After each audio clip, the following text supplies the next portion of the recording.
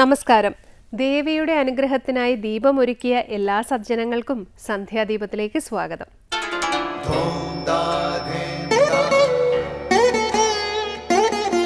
ശുഭം ഭവതു കല്യാണമായുസാരോഗ്യവർദ്ധനം സർവദുഃഖ വിനാശായ സന്ധ്യാദീപം നമോസ്തുതേ. നാമം ജപായനം പുണ്യം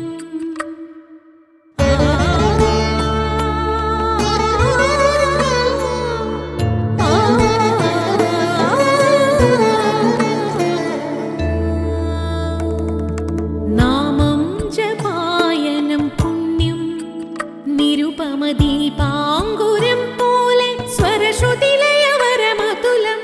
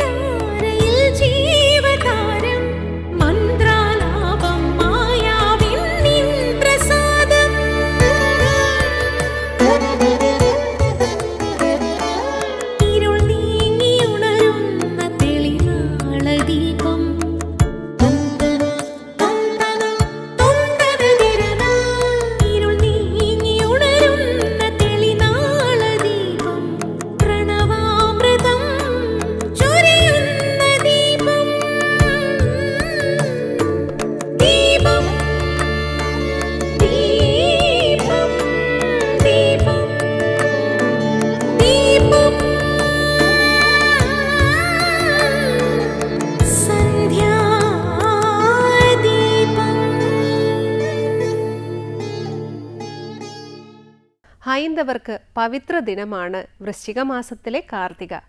കാർത്തിക നക്ഷത്രവും പൗർണമിയും ഒരുമിച്ച് വരുന്ന പുണ്യദിനമാണ് തൃക്കാർത്തിക. മുന്നോട്ടുള്ള ജീവിതം പ്രകാശപൂരിതമാക്കാനുള്ള പ്രാർത്ഥനയാണ് തൃക്കാർത്തിക ദിനത്തിൽ. വീട്ടുമുറ്റത്ത് അരിക്കോലമിട്ട് അതിനുള്ളിൽ 9 തിരിയിട്ട നിലവിളക്കിൽ ദീപം കത്തിച്ചും വീടിനു ചുറ്റും ചിരാതുകൾ കത്തിച്ചും എല്ലാവരും തൃക്കാർത്തിക സന്ധ്യയെ വരവേൽക്കുന്നു. മൺചിരാതുകളിൽ ദീപം പകർന്ന് അകത്തും പുറത്തുമുള്ള തമസകറ്റണമേ എന്ന പ്രാർത്ഥനയാണ് കാർത്തിക നാളിൽ ഭക്തർക്ക്. വിളക്ക് പ്രകാശം പരത്തുന്നത് പോലെ തൃക്കാർത്തിക ദിനം ആചാരവിധികളോടെ ആചരിക്കുമ്പോൾ ദേവി ഭക്തരുടെ ജീവിതത്തിലും ഐശ്വര്യം നിറയ്ക്കുന്നു എന്നാണ് സങ്കല്പം. നവരാത്രി പോലെ ദേവീപ്രീതിക്ക് പ്രാധാന്യമുള്ള ദിനമാണ് തൃക്കാർത്തിക. ദേവിയുടെ ജന്മനക്ഷത്രമാണ് കാർത്തിക. അഗ്നി നക്ഷത്രമാണ് കാർത്തിക. ജ്ഞാനത്തിൻ്റെയും ഐശ്വര്യത്തിൻ്റെയും പ്രതീകമാണ് അഗ്നി. ആ അഗ്നിയെ മനസ്സിലേക്ക് ആവാഹിച്ച് ജ്വലിപ്പിക്കുകയാണ് തൃക്കാർത്തിക ആഘോഷത്തിലൂടെ. മനസ്സിലെയും വീട്ടിലെയും സകല ദോഷങ്ങളും തിന്മകളും ദീപം കത്തിക്കുന്നതോടെ ദേവി ഇല്ലാതെയാക്കുമെന്നാണ് വിശ്വാസം. ഇതോടൊപ്പം ശ്രീ ലളിതാ സഹസ്ര നാമജപം, ദേവീ കീർത്തനം മുതലായവ നടത്തുന്നതും ദേവീ കൃപയ്ക്ക് കാരണമാകുന്നു. അസുര നിഗ്രഹത്തിന് ശേഷം മടങ്ങിയെത്തിയ സുബ്രഹ്മണ്യനെ ദീപങ്ങൾ തെളിയിച്ച് വരവേറ്റതിൻ്റെ പ്രതീകമായി കാർത്തിക വിളക്കുകൾ കത്തിക്കുന്നു എന്നൊരു വിശ്വാസവുമുണ്ട്. തുടർന്ന് ഗുരു ഉപദേശം കേൾക്കാം. 1000 തിരികൾക്ക് വെളിച്ചം പകർന്നു കൊടുക്കുന്നത് കൊണ്ട് ഒരു മെഴുകുതിരിയുടെ ആയുസ് കുറയുന്നില്ല. പങ്കുവയ്ക്കപ്പെടുന്ന സന്തോഷവും അതുപോലെയാണ്. ശ്രീബുദ്ധൻ. അടുത്തതായി ശ്രീ ശങ്കരാചാര്യ രചിച്ച ശിവാനന്ദലഹരിയിലെ ശ്ലോകം ശ്രീ കാവാലം ശ്രീകുമാർ ചൊല്ലുന്നത് കേൾക്കാം.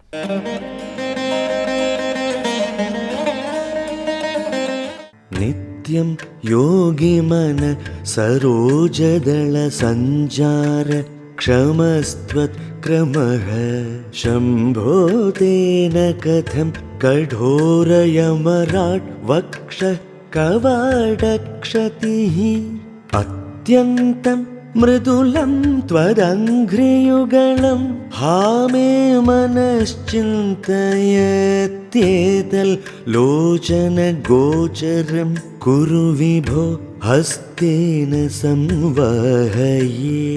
നിത്യം യോഗി മന സരോജദള സഞ്ചാര ക്ഷമസ്ത്വത് ക്രമഃ ശംഭോ തേന കഥം കഠോരയമരാട് വക്ഷ കവാടക്ഷതിഃ അത്യന്തം മൃദുലം ത്വദംഘ്രിയുഗളം ഹാമേ മനശ്ചിന്തയേത്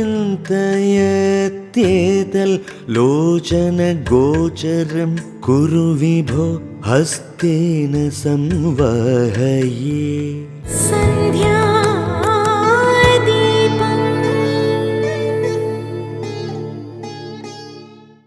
ഇനി ശങ്കര സ്തോത്രാമൃതം. അല്ലയോ ശ്രീ പരമേശ്വര, അങ്ങയുടെ 2 പാദങ്ങളെയും എനിക്ക് പ്രത്യക്ഷമാക്കി തരണമേ. ആ പാദങ്ങളെ ഞാൻ തലോടിത്തരാം എന്ന് ഭക്തൻ പ്രാർത്ഥിക്കുന്ന ശ്രീ ശങ്കരാചാര്യ രചിച്ച ശിവാനന്ദലഹരിയിലെ 79-ാം ശ്ലോകം സ്വാമി ചിദാനന്ദപുരി വ്യാഖ്യാനിക്കുന്നത് തുടർന്ന് കേൾക്കാം.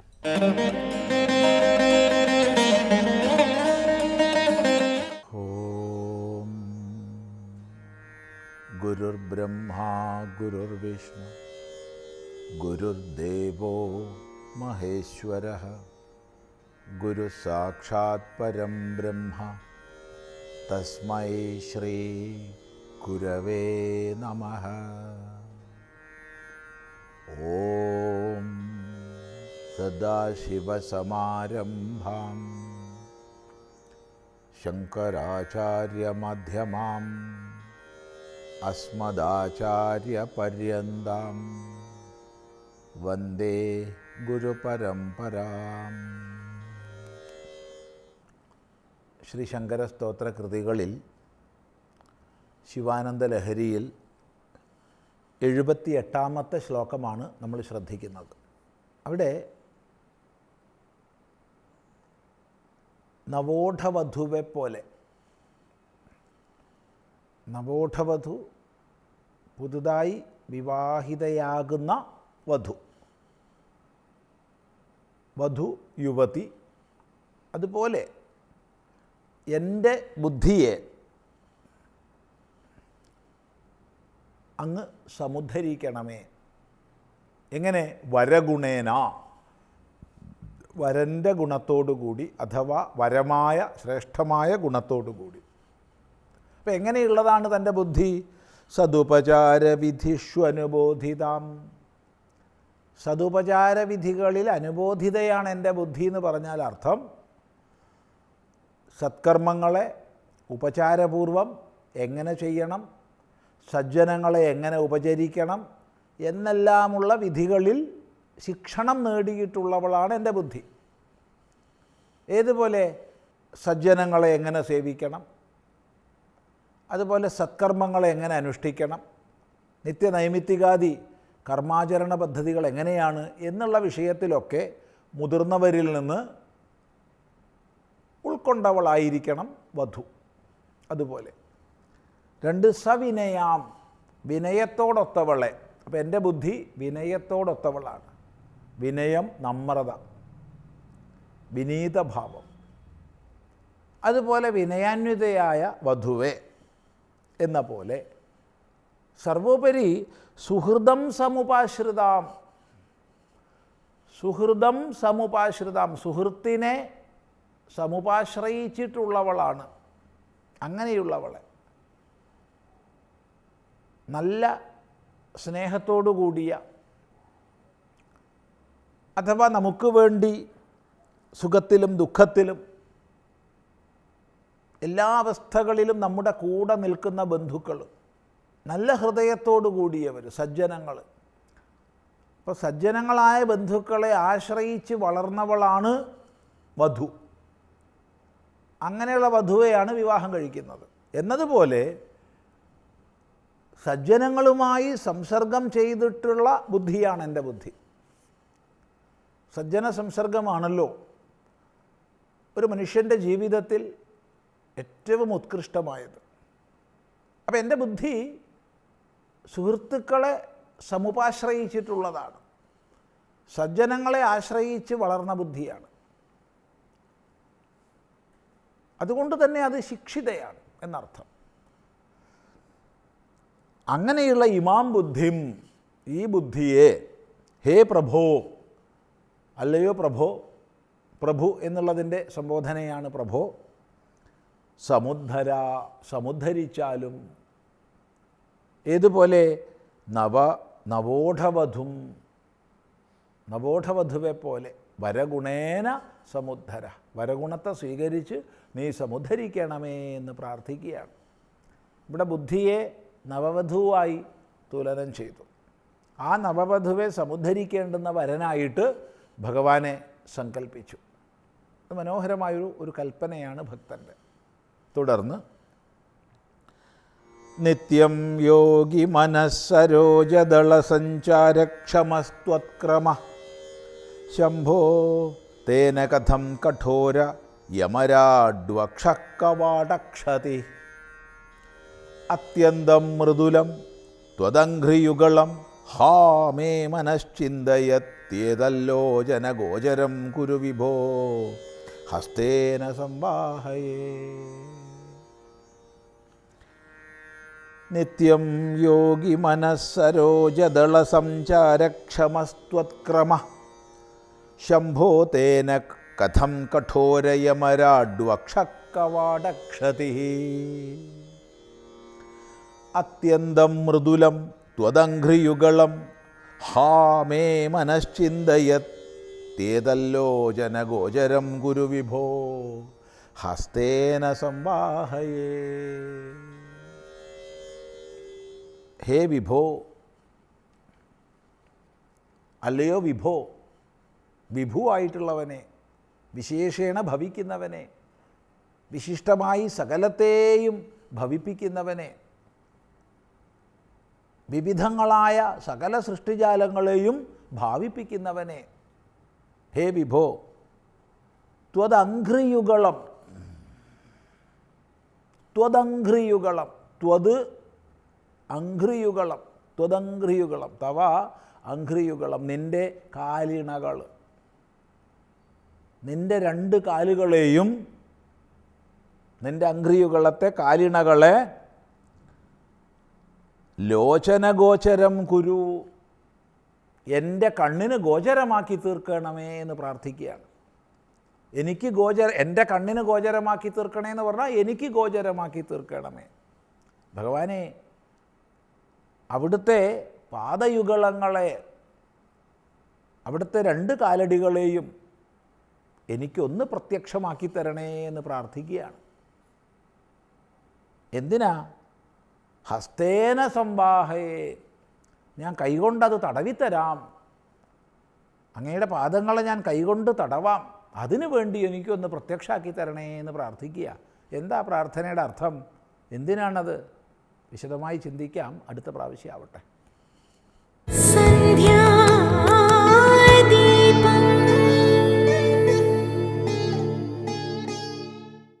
ഇനി ദീപാരാധനയാണ്. ക്ഷേത്ര സന്നിധിയിലെത്തി മംഗളാരതി തൊഴുത് ഇന്നത്തേക്ക് മടങ്ങാം. എല്ലാവർക്കും നമസ്കാരം.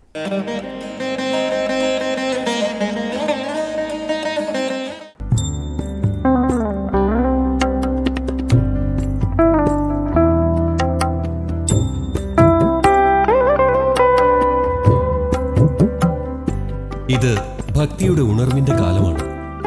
എല്ലാ ദേശത്തെ ക്ഷേത്രങ്ങളിലും ഭക്തജനങ്ങൾ ധാരാളമായി വന്നെത്തുന്നു. യുക്തികൾക്കപ്പുറമായി ദൈവവിസ്മയത്തിന്റെ അത്ഭുതങ്ങൾ അനുഭവിച്ചറിയുന്ന മനുഷ്യർ ആത്മീയതയുടെ അനിർവചനീയമായ അനുഭൂതി നുകർന്ന് തങ്ങളുടെ ഭൗതിക ജീവിതം കൂടുതൽ പ്രകാശപൂർണമാക്കുന്നു. ഓരോ ക്ഷേത്രങ്ങളിലെയും ദൈവസങ്കല്പങ്ങൾ കൂടുതൽ ചൈതന്യവത്താകുന്നു. അവിടെ അത്ഭുതങ്ങളുടെ കാഴ്ചകളും അനുഭവങ്ങളും ഒരുക്കുന്നു.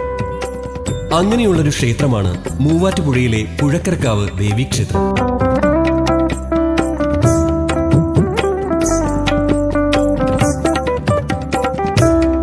മൂവാറ്റുപുഴയിൽ നിന്നും ഏകദേശം 1 കിലോമീറ്റർ ദൂരെ തെക്ക് കിഴക്കായി കോതയാറും കാളിയാറും തൊടുപുഴയാറും കൂടിച്ചേരുന്ന ത്രിവേണി സംഗമത്തിന്റെ കരയിലാണ് പുഴക്കരക്കാവ് ദേവീക്ഷേത്രം നിലകൊള്ളുന്നത്. പടിഞ്ഞാട്ട് ദർശനമായി സ്വയംഭൂവായ ദേവിയുടെ ശയന രൂപത്തിലുള്ള ശിലാപ്രതിഷ്ഠയാണ് ഇവിടെ കുടികൊള്ളുന്നത്. ദേവീ വിഗ്രഹത്തോട് അനുബന്ധമായി ഒരു ശിവലിംഗവും ശ്രീകോവിലിൽ ഉണ്ടായിരുന്നു അത്രേ. കാലക്രമത്തിൽ ശിവലിംഗം മാഞ്ഞു പോവുകയും ദേവിയുടെ പ്രതിഷ്ഠയ്ക്ക് വളർച്ച പ്രാപിച്ചതായും ഇവർ വിശ്വസിക്കുന്നു. ആയതിനാൽ ദേവിക്കൊപ്പം ശിവഭഗവാനും ഇവിടെ പൂജകൾ ചെയ്തു പോരുന്നുണ്ട്.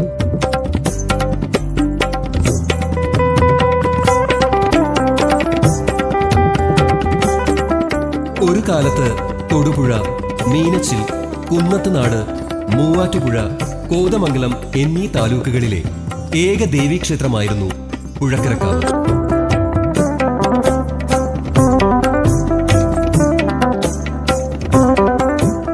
ശിവശൈത്യൈക്യ രൂപിണിയായ ദേവിയുടെ ഉത്ഭവ കഥയുമായി ബന്ധപ്പെട്ട് ഏകദേശം 2000 വർഷങ്ങളുടെ പഴക്കമാണ് ഇവർ അവകാശപ്പെടുന്നത്. പുരാതന കാലത്ത് ആദിവാസികളുടെ ആരാധനാമൂർത്തിയായിരുന്നു അത്രേ പുഴക്കരക്കാവിലമ്മ. അവരായിരുന്നു ഇവിടുത്തെ പൂജകൾ കഴിച്ചുകൊണ്ടിരുന്നത്. കാലക്രമത്തിൽ അവർ ഉൾക്കാടുകളിലേക്ക് നിഷ്ക്രമിക്കുകയും ഈ പ്രദേശങ്ങളിലെല്ലാം നാട്ടുവാസികൾ അധിവാസമുറപ്പിക്കുകയുമാണുണ്ടായത്. പിന്നീട് കാലങ്ങൾക്ക് ശേഷം ഇവിടെ പുല്ലരിയാൻ വന്ന ഒരു സ്ത്രീ അരിവാളിന് മൂർച്ച കൂട്ടാൻ വേണ്ടി കല്ലിൽ രാഗിയപ്പോൾ രക്തമൊഴുകുകയും ഇത് കണ്ട് ഭയന്ന് നിലവിളിച്ച് നാട്ടുകാരെ കൂട്ടുകയും ചെയ്തു അത്രേ. തുടർന്ന് സ്ഥലത്തിന്റെ ഉടമയായ തെങ്കോടത്ത് മനയിലെ നമ്പൂതിരിയും നാട്ടുകാരും ചേർന്ന് പ്രശ്നം വച്ച് നോക്കുകയും ഇവിടെ ദേവിയുടെ സാന്നിധ്യം ഉണ്ടായതായി തെളിയുകയും ചെയ്തു അത്രേ. ഉടൻ തന്നെ കരിങ്കൽ പാളികൾ ഉപയോഗിച്ച് ശ്രീകോവിൽ നിർമ്മിച്ച് പൂജാതി കർമ്മങ്ങൾ ആരംഭിക്കുകയും ചെയ്തു. വെയിലും മഴയും മഞ്ഞും ഏൽക്കത്തക്ക വിധത്തിൽ ശ്രീകോവിലിന്റെ മുകൾ ഭാഗം തുറന്നിട്ടിരിക്കുന്നു. സ്വയംഭൂ പ്രതിഷ്ഠയ്ക്ക് ഇത്തരത്തിലുള്ള ശ്രീകോവിലാണ് ഉത്തമമെന്ന് വിശ്വസിക്കുന്നു. ഐശ്വര്യപ്രദായിനിയും അഭീഷ്ട വരദായിനിയുമായ പുഴക്കരക്കാവിലമ്മ ഭക്തജനങ്ങളുടെ കഷ്ടദുഃഖങ്ങൾ അറിഞ്ഞ് അവർക്ക് അനുഗ്രഹം ചൊരിഞ്ഞ് ത്രിവേണി സംഗമ തീരത്ത് പരിലസിക്കുന്നു. മൂവാറ്റുപുഴയിലെ ത്രിവേണി സംഗമ തീരത്ത് കുടികൊള്ളുന്ന ഭക്തവത്സലയായ ദേവിയുടെ ഉപദേവതകളായി നാലമ്പലത്തിനകത്ത് ശാസ്താവും ഗണപതിയും തിരുമുറ്റത്ത് വടക്ക് കിഴക്കേ മൂലയിൽ സർപ്പവും കൂടിയിരിക്കുന്നു. വടക്കൻ തിരുവിതാംകൂർ എന്ന് വിശേഷിപ്പിക്കുന്ന ഈ ഭൂവിഭാഗത്തിന് ചരിത്രത്തിന്റെ അവദാനങ്ങൾ ഏറെ പറയുവാനുണ്ട്. ചേര രാജാധിപത്യത്തിനു ശേഷം കൊച്ചു കൊച്ചു നാട്ടുരാജ്യങ്ങളായി തീർന്ന കേരളത്തിലെ വടക്കൻകൂർ രാജാക്കന്മാരുടെ അധീനതയിലായിരുന്നു അത്രേ പുഴക്കരക്കാവ് ഉൾപ്പെട്ട ദേശം. രാജാക്കന്മാർ ഭരണ സൗകര്യത്തിനായി നാടിന്റെ ഓരോ ഭാഗങ്ങളിലും ഇടപ്രഭുക്കന്മാർക്ക് അധികാരം കൊടുക്കുകയും അവർക്ക് കരമൊഴിവായി ധാരാളം വസ്തുവകകൾ ദാനം ചെയ്യുകയുമുണ്ടായി.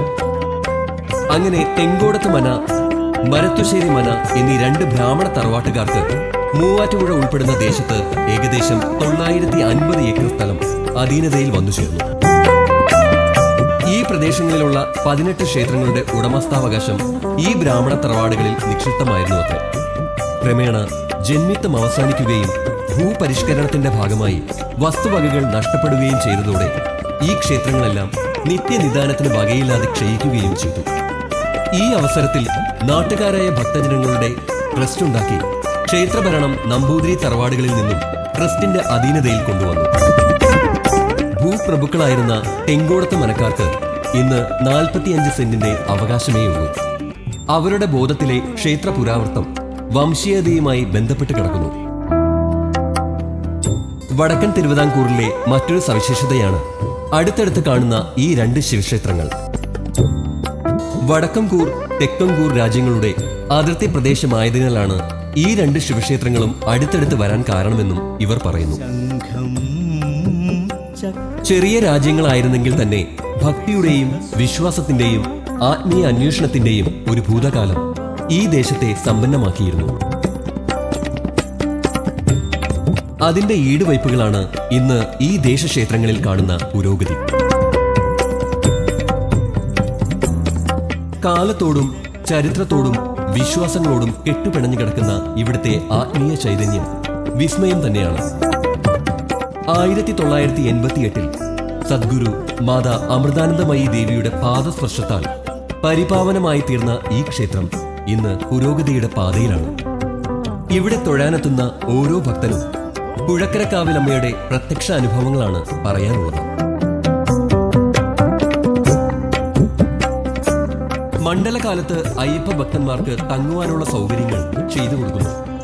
മലേഷ്യയിൽ നിന്നും പതിവായി എല്ലാ വർഷവും വളരെയധികം ഭക്തജനങ്ങൾ ഇവിടെ വന്ന് കെട്ടുനിറച്ച് ശബരിമല ദർശനം നടത്തി മടങ്ങിയെത്തി ദേവീ ദർശനവും നടത്തി നാട്ടിലേക്ക് മടങ്ങിപ്പോകുന്ന പതിവുമുണ്ട്. ഏകാന്തമായ മനസ്സ് ഭക്തിയിൽ മുഴുകുമ്പോൾ അവൻ നിർമ്മലനാകുന്നു. പാപരഹിതമായ ചിന്തയിലുണ്ടാകുന്ന ഈ ഭക്തി അവന്റെ ഏത് ഇച്ഛാശക്തിയെയും സാധ്യമാക്കുന്നു. പുഴക്കരക്കാവിലമ്മയുമായി ബന്ധപ്പെട്ട ഇത്തരം ഇച്ഛാശക്തിയുടെ വിജയകഥകളാണ് ഭക്തജനങ്ങൾക്ക് പറയുവാനുള്ളത്. ചൊവ്വ വെള്ളി ദിവസങ്ങളിൽ പുഴക്കരക്കാവിലമ്മയെ കണ്ട് സങ്കടമോർത്തിക്കാൻ സമീപദേശങ്ങളിൽ നിന്നും ധാരാളം ഭക്തജനങ്ങൾ ക്ഷേത്രസന്നിധിയിൽ എത്തിച്ചേരാറുണ്ട്. ഭക്തരുടെ എത്തരത്തിലുള്ള ഭൗതിക ദുഃഖങ്ങളെയും കണ്ടറിഞ്ഞ് അനുഗ്രഹിച്ച് നിർമ്മാർജ്ജനം ചെയ്യാൻ പുഴക്കരക്കാവിലമ്മ വിവിധ ഭാവങ്ങൾ കൈക്കൊള്ളാറുണ്ടത്രേ. പതിവ് പുഷ്പാഞ്ജലി കൂടാതെ വിദ്യാമന്ത്രം, ഭാഗ്യസൂക്തം, ഐക്യമത്യം തുടങ്ങിയ പ്രത്യേക പുഷ്പാഞ്ജലികളും ഭക്തരുടെ ആവശ്യപ്രകാരം അഷ്ടദ്രവ്യ ഗണപതി ഹോമം, രുദ്രാഭിഷേകം, ചതുശത വഴിപാട് മുതലായവയും നടത്തിവരുന്നു. മണ്ഡലകാലത്തും ആവശ്യാനുസരണം 11 ആവർത്തി രുദ്രം ചൊല്ലി 11 ദ്രവ്യങ്ങളുടെ അഭിഷേകം നടത്തുന്ന പതിവുമുണ്ട്. ഉപദേവന്മാരായ അയ്യപ്പനും ഗണപതിക്കും അപ്പം, അട എന്നിവ നിത്യവും നേദിക്കുന്നു. ആയില്യം നാളുകളിൽ സർപ്പത്തിന് 100 പാലും അർപ്പിക്കുന്ന ചടങ്ങിൽ ഭക്തജനങ്ങൾ ധാരാളം ക്ഷേത്രത്തിൽ എത്താറുണ്ട്. നവരാത്രി കാലത്ത് പ്രത്യേക പൂജകളും മറ്റു ചടങ്ങുകളുമുണ്ട്. പൂരം നാളുകളിൽ പ്രത്യേക ഭജനയും തുടർന്ന് അന്നദാനവും നടത്തിവരുന്നു. ദേവിയുടെ തിരുനാളായ മീനമാസത്തിലെ പൂരം നാളിൽ പൂരം ഇടിയും പൊങ്കാലയും അന്നദാനവും നടത്താറുണ്ട്. മീനപ്പൂരത്തോടനുബന്ധിച്ച് ദേശമുടിയേറ്റും വെടിവഴിപാടും വളരെ പ്രധാനമാണ്. മൂവാറ്റുപുഴ പുഴക്കരക്കാവ് ദേവീക്ഷേത്രത്തിലെ ചിറപ്പ് മഹോത്സവം പതിറ്റാണ്ടുകൾക്ക് മുമ്പ് തന്നെ വടക്കൻ തിരുവിതാംകൂറിലെയും വിശിഷ്യ മൂവാറ്റുപുഴ താലൂക്കിലെയും പ്രസിദ്ധമായ ഒരു ഉത്സവമാണ്. മണ്ഡലം 41 അവസാനിക്കുന്ന രീതിയിൽ 41 ദിവസം വിശേഷാൽ പൂജകൾ ഉൾപ്പെടെ 7 ദിവസം ചിറപ്പ് ആഘോഷിച്ചു വരുന്നു. ഈ കാലത്ത് ഭക്തജനങ്ങൾ അഭീഷ്ടകാര്യസിദ്ധിക്കായി കളമെഴുത്തും പാട്ടും വഴിപാടായി നടത്തുന്ന പതിവുമുണ്ട്. കൂടാതെ ധനുമാസം 1-ാം തീയതി ദീപക്കാഴ്ചയും നടത്താറുണ്ട്.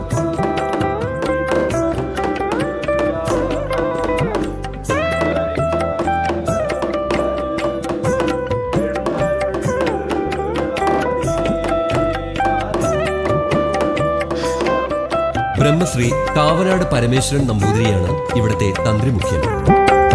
1976-ൽ ഭക്തജനങ്ങളുടെ കൂട്ടായ്മയിൽ ക്ഷേത്രോപാസക സമിതി രൂപീകരിക്കുകയും അതിൽ നിന്നും തിരഞ്ഞെടുക്കുന്ന 11 അംഗങ്ങൾ, അതായത് കൂരായ്മക്കാരായ തെങ്കോടത്ത് മനയിലെ ഒരംഗം കൂടി ഉൾപ്പെടുന്ന സമിതിയാണ് ക്ഷേത്രഭരണം നടത്തുന്നത്. ഭക്തജനങ്ങളുടെ ആവശ്യമനുസരിച്ച് ധാരാളം നിർമ്മാണ പ്രവർത്തനങ്ങൾ ഇവിടെ നടത്തിവരുന്നു.